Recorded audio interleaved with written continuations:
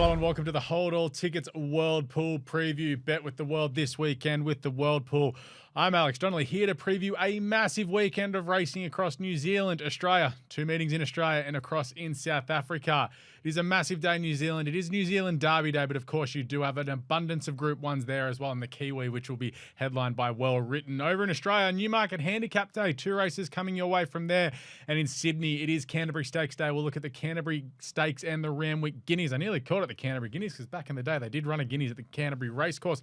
And over in South Africa, we won't touch on those races in this show, but it is HF Oppenheimer Horse Chestnut Stakes Day at Turffontein. Races 6, 7 and 8 are part of the World Pool on a Saturday night there. So some late night viewing there for the punters who want to have a bet on Saturday night across in South Africa. But as said, we have racing at Ellerserlie in New Zealand, Flemington and Randwick here in Australia. So we're going to touch on a couple of the races there. So this weekend with the World Pool, make sure you are betting with the World Pool at Ellerserlie for New Zealand Derby Day. It is a part of their big Champions Day that they've pumped up. Races 5, 6, 7, 8, and 9 across at Flemington, races 8 and 9, and Randwick races 8 and 9. So some massive racing coming your way across the continent here in Australasia. Got to start off in New Zealand, of course, this weekend. Race number 5 there. They're on a soft 5 currently. Hopefully the weather stays all right there. Sometimes it can get a bit dicey in New Zealand. It is a Group 1 for the 2-year-olds. It is the Sistema Stakes. And, well, you would suggest that Lara Antipova is going to start pretty short here. This filly is 3 for 3 for Mark Walker and Sam Bergerson. The Russian Revolution filly, 3 for 3, taken all before her. Has started $1.20 the past couple of starts and won them really well.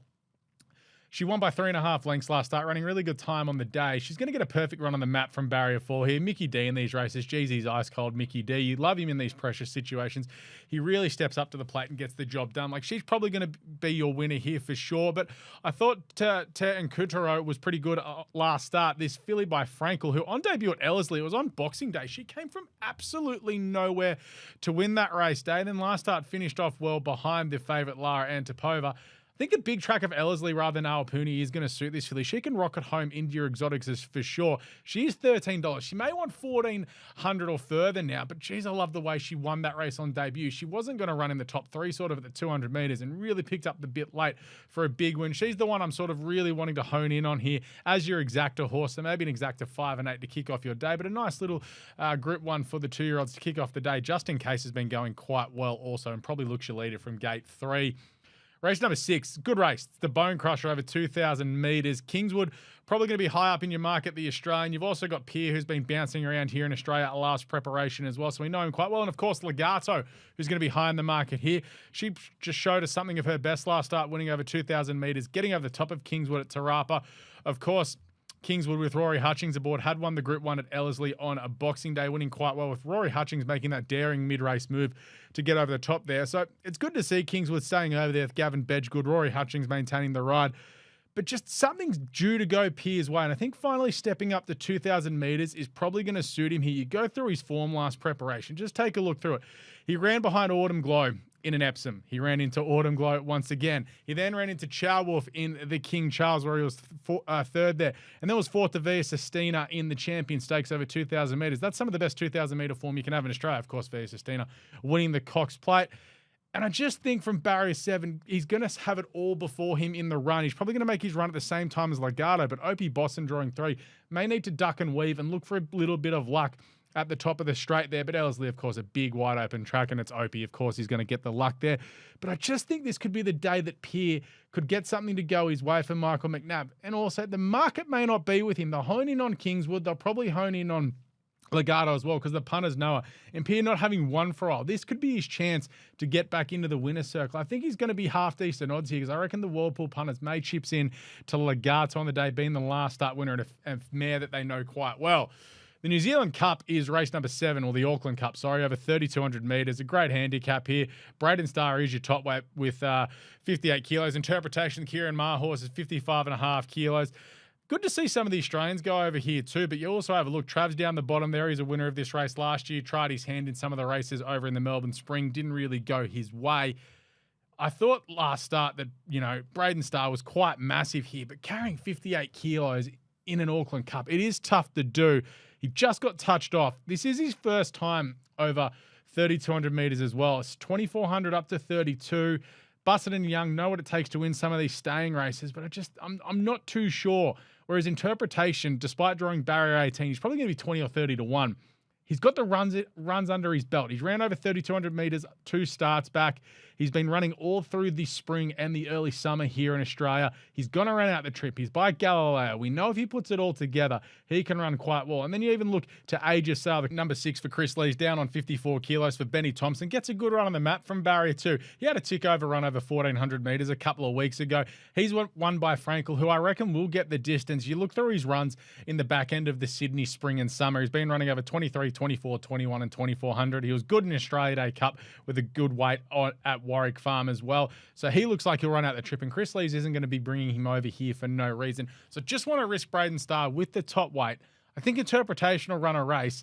And I also think Amanzor Blue, a last start winner as well, was quite strong. It was a 3,200 metre win, of course, in the New Zealand Cup. But, geez, it was big odds that day. But it's a 3,200 metre win. Best lead up for a 3,200 metre race is a 3,200 metre event. Paradise Storm as well, down the bottom. Don't let him sneak under your guard as well by Masked Marvel. So he'll absolutely run out the trip.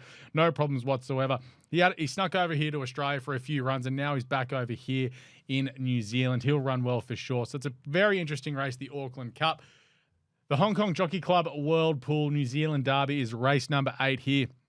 It is a fascinating race with the Yulong Stud owning a couple of the horses in the event here as well that'll be high up in the market. I'm talking about That's Gold and Autumn Glory down the bottom. Of course, Autumn Glory, the 3-year-old filly, taking on this event after running second last start in the New Zealand Oaks. So I thought she was quite good there behind I Hope Wins. I Hope Wins is going to end up over here in Australia as well. So I'm looking forward to seeing her here. But geez, I think this race really sets up perfectly for That's Gold. 2,400 metres is going to be the massive risk for me, being by Lucky Vega. But last start, he won the lead up in just dominant fashion. It was over 2,100 metres. He got home by 3.5 lengths, running some really good time. Gets a great run on the map here as well. And that's what it suits up, because you like in some of these derby races, horses who are going to be put to sleep, not have to do too much work early on in the race. And provided he doesn't have to do too much work in the race, he's got a good turn of foot. And he's got a better turn of foot than most in these events. I just think that, Yulong buying in now after he's won that last start Avondale Guineas, they're not doing that for no reason. They're doing that because they want to make a splash, even though he's by one of their colts, Lucky Vega, who they stand at their own stud. They're obviously looking at him as a future stallion prospect as well. So they're into him now. I think he's the one. I think this could be a Yulong Cornella as well, Autumn Glory, and That's Gold. Road to Paris is going quite well. Still does a fair few things wrong. And if you do things wrong over 2,400 metres in a derby, it's not sustainable long term. It's probably not going to help you win a lot of races, that's for sure. And Askill will run well. Mick Day won the New Zealand Derby last year, and Willie do it as well, so he knows what it takes to win. But we've got a replay, because we're looking at race number 9. It is the Kiwi, and it's all about the star Kiwi filly, Well Written, she's a freak, let's be honest. She's 5 for 5. So we go to the replay here. This is her winning over 1,600 metres a last start. She wins this by 6 lengths, but let's just sort of take it in there. She's in the Yulong colours with Matthew Cartwright going, need a gap here. Finally gets the gap here and just absolutely explodes away once Matthew Cartwright decides to go for it. And the thing about her is she still does a fair bit wrong. You can see her here. She's getting on one rein a little bit, but she's absolutely belting them. Like, look at this, just racing away, even when Cartwright sat up to salute the crowd and give her, hey, how are you? How are they going to beat her here? They are absolutely not going to beat her despite bad luck. She's going to be short. She's probably going to start $1.10, probably one of the shortest price favourites that we're going to have across the whole World Pool meeting this weekend. For one to throw in here, I'm going to throw in Asakura as your exacta horse. He'll probably be 20, 30 to 1. Mitchell Friedman for Dean Yenbil. He's been picked up to come and run in this race. It is a slot race. He was really good last start in the CS Hayes behind 60s. 60s ran solid enough in the Australian Guineas last weekend at Flemington. But I'm looking for some different form, because we've seen the gaps that Well Written has put in these fields. She's unbeaten. She's been putting gaps in there. I think a wide gate, bit of an issue here. But if Dean Yendel sort of puts the bit between the teeth, he's not one to, worry about the pressures of a big race. We've seen him win a lot of Group 1s in the past. If he can roll forward and put this horse into the race and try and maximize the earnings potential of this horse, kind of like when you're running against Winx, Autumn Globe, like Caveat, you do the best that you can get out of the race. And if, trouble befalls the favourite, so be it. I reckon he's going to run an absolute bottler of a race, because Mitchell Friedman is an absolutely astute trainer, knows exactly what he's doing here. Belle Cheval's won 2 on the trot at Ellerserlie as well. Steps up to the mile here. Did run third behind Well Written last preparation in a Group 1 over a mile as well. Being by Savabeel, the 1,600 is going to be no dramas whatsoever. But I can't wait to watch the Kiwi this weekend as well, because just seeing Well Written, seeing superstar horses run is just a hell of a lot of fun. Hopefully she comes over to Australia next year, possibly for a Golden Eagle. It's going to be an absolute fantastic time.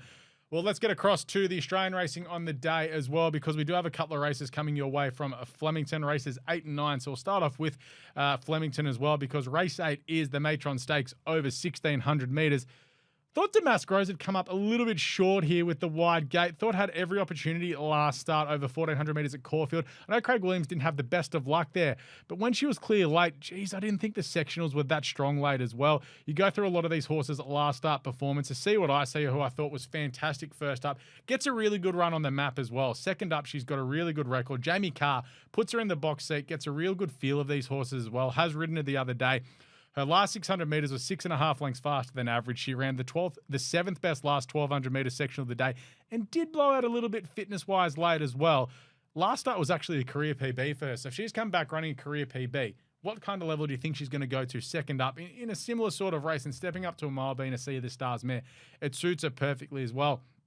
Miss Ari is going solid enough as well. I think her run last start at Caulfield was quite good. She ran the second fastest last 600 and the fastest last 400 metres of the day. Was an 11.5 lengths faster than standard for the last 600 metres on the day there when beaten by Bossy Bonita. That was in the same race as Damask Rose. So I think she'll run well here as well. It is a wide open race. Filler's going to run well as well for Jamie Mott. She just had that fitness blowout late. First up at Flemington when coming down from Brisbane, was obviously last seen in the Queensland Oaks last preparation as well. I just like how See What I See is profiling for this race. Gets a perfect run on the map here with Filler and Machine Gun Gracie rolling forward. She's going to be third defence.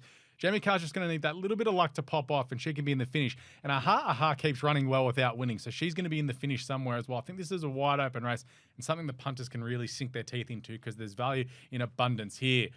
Let's take a look at the Group 1 Newmarket Handicap. This is great because obviously the World Pool punters know all about 10 Tyrus with his dominant win last start in the Group 1 Lightning Stakes. Let's take a look at the replay here because a few horses do run around here. You've got My Gladiola, the grey out the back. You've got Benedetta and Angel and Barracuda as well. Angel Capital does turn up in this race as well. But here, My Gladiola is travelling. Tentara still a little bit all over the place. Damien Lane needs to get over heels here, but you just think the way that My Gladiola's let down, yep, she's probably going to get there. But then 10 Tyrus. Just this turn of footy shows with a couple of strides. Damien Lane gives him one crack. There you go. Bang, right there. 2, 3, race over. Absolutely phenomenal win. One of the best wins that you will probably see down the straight. And the sectionals out of it backed it up as well because it looked blistering on the tape and they did back it up. But let's also take a look at a race at Randwick on the same day, the Expressway Stakes. You got Calibus who's leading them up here in the Derby Racing colours. And then out the back in the Yulong colours, you've got Angel Capital as well. Obviously, Calibus had run a last preparation in the Group 1 Champion Sprint, wasn't suited by the wet track and had won the week before down the straight as well. Angel Capital probably disappointed a little bit, when running second to Jimmy Star. There's been a big boom about him. He did a few things wrong pre-race here, and this is why I sort of wasn't super flattering late. But you go through the sectionals, he's run pretty strong late there as well. I just think, he's run the 10th fastest last 600 metres. He's had a fitness blowout the last couple of hundred, but Jolie Star left him for dead, whereas Calibus up on speed, kept kicking, was run down late. I'm not sure how that Sydney form's going to translate across. Of course, this being a handicap 10 Tyrus, going up to the 57 kilos. My Gladiola down the bottom with just 50 as well. The weights and measures people are going to be all over My Gladiola here. But geez, if you look at that race and they go another 200 metres, well, how far does 10 Tyrus beat My Gladiola by? Everyone thought 1,000 metres wasn't going to suit him, and it probably didn't. They went quick, and he absolutely stomped up over them. He's run the quickest last 8, 6, 4, and 2 of the day. He's gone 12.5 lengths faster than standard for his last 600 metres. He was a couple of lengths off his peak. That was first up. What's he going to do second up when this is his grand final? Obviously, a colt with a big, standing and reputation going before him, has the stud deal at Godolphin later in his career. This just adds value to him. He's here to win. They wouldn't be running him unless they thought he could win. Barrier 12 works out perfectly for him as well because he's going to be towards the outside fence where he can blend in down the straight. Your leaders look like Barracuda and Calibus going forward as well. There's been some money around early days for War Machine as well, second up, who was, quite okay in an Evereston, has won down the straight before. So all of the form really ties in together. And then people will be suckers for punishment, and they will come into Wotan, who was good first up in the Eskimo Prince, hitting the line well. Wayne Lorden coming across to Australia to ride as well. Has to come via America, given what's going on in the Middle East at the moment. He actually ran the fastest last 1,000 metres of the day first up as well. Had that fitness blowout late. ran his last 600 in 7.5 lengths faster than standard. So if you want to back him, there's a reason there, but he hasn't won for 12 months, and that was on debut in a 2-year-old handicap that I probably could have run second in. So look, all things lead to Tentaris winning this race with a bit of luck, but my Gladiola with 50 kilos will run an absolute bottler, that's for sure. And race number 8 on the card at Randwick, of the first of 2 races we will take in there, is the Randwick Guineas. Here is a replay of the Hobartville Stakes, which is won by Ninja. You've also got Autumn Boy, Attica, and Rivellino in this race as well. And this is a really fascinating race because, well, the race was won by Tommy Berry. As soon as he put Ninja up on speed, Autumn Boy could not have done more sectionally than he could have late. You see him here, he looms up to win. The market was with him as well, but he just absolutely knocked up fitness-wise that last 200 metres. You have a look through the sectionals. He was 19th best last 600, 4th best, the 18th best last 400, then 30th best last 200. Race-wise, quickest 4 to the 2, second fastest 200 home as well. The fastest home in the race was Attica as well, who only really built up late through the line on the inside. Ninja got away with one. He had the race fitness on his side there, I think, from the Magic Millions in Queensland prep he had during the summer. I don't think he can match it up with them in this race. I think the two you want to take out of that race, obviously, are Autumn Boy and Attica. And let's take a look at the filly in the race. There she is in the middle of the pack here. She's an Alibi in the green. She was $1.60 this day. And Zach Spain at this point is going, oh boy, where am I going to go? Because he has an absolute lap full of horse. It is, as long as I get clear air, I'm absolutely going to smash this lot here. He's still looking. You can see him. He's looking and he's like, oh, here we go. There is a gap up the inside. And this was a phenomenal win because to pick up and win like this as she did first up, she carried top weight. She gave the rest of the fillies in this field weight. She had 58.5 kilos here. She only finally gets through here. And Zach Spain sits up with about 30 metres to go. She still managed to run the 6th fastest last 200 metres of the race. And when you break it down, of the day, sorry, and when you break it down incrementally, 8 to the 6th, 5th fastest, 6 to the 4th, 3rd fastest, was still 2nd fastest 4 of the 2, and was quite clearly race fastest at last 200 metres home. The race rated 10.5 lengths faster than standard.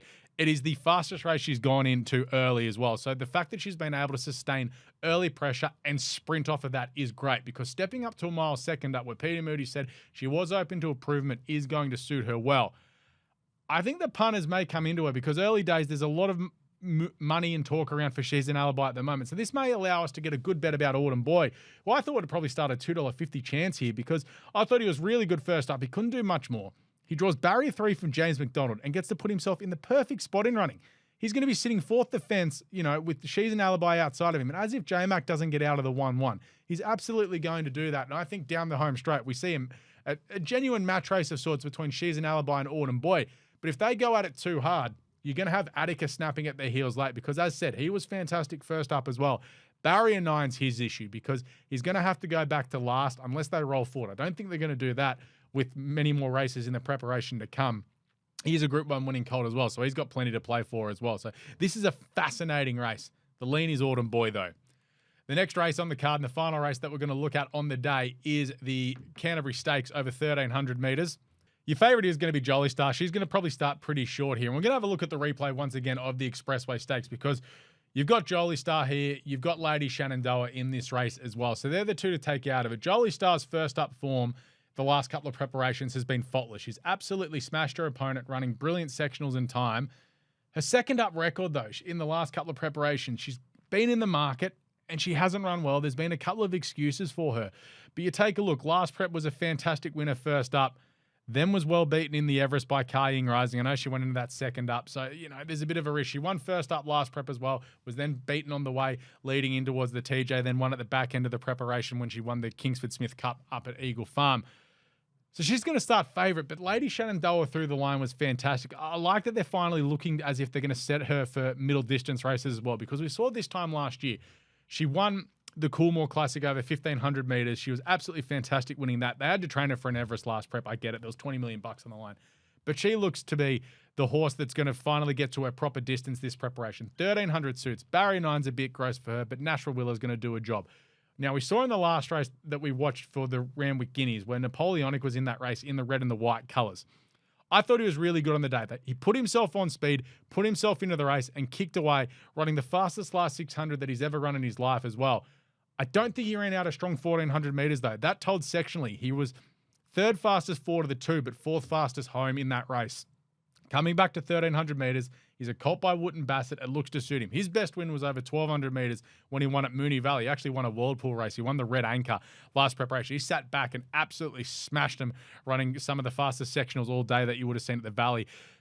He looks well suited here. He's going to roll forward and put himself on speed as he did last start. I reckon he'll be $10 or $12 on the day as well. I want to risk not Lady Shenandoah. I want to risk Jolie Star in this race, and I want to be with Lady Shenandoah and Napoleonic in this race. I think they're the value bets in this race as well. So just a little bit of value to play around for the punters to finish off the day in Australia here. Of course, I said at the end of the evening, HF Oppenheimer Horse Chestnut Stakes Day over at South Africa and Turffontein. They're taking in races 6, 7, and 8 there. We obviously won't preview those races here. We're not going to lead you down a path of races that we don't know much about as well. But hopefully, through all of these races that we've previewed for you, we have found you a winner. The next time we will join you on the World Pool preview, it'll be Golden Slipper Day, and we will be going through the entire card for the Golden Slipper because the full card from Rosehill that day, it is all World Pool with 5 Group 1s on the day. I can't wait for Golden Slipper Day. It is one of the all-time great days of Australian racing, and there's 10 races to bet into. How bloody good. But thanks for joining us this week on the World Pool preview. Make sure you do bet with the World and the World Pool and the Hong Kong Jockey Club this weekend. Of course, thank you to them for sponsoring this show. Good luck if you're having a bet this weekend, and we'll catch you next time on the World Pool preview. What's gambling really costing you? For free and confidential support, call the number on the screen or visit the website.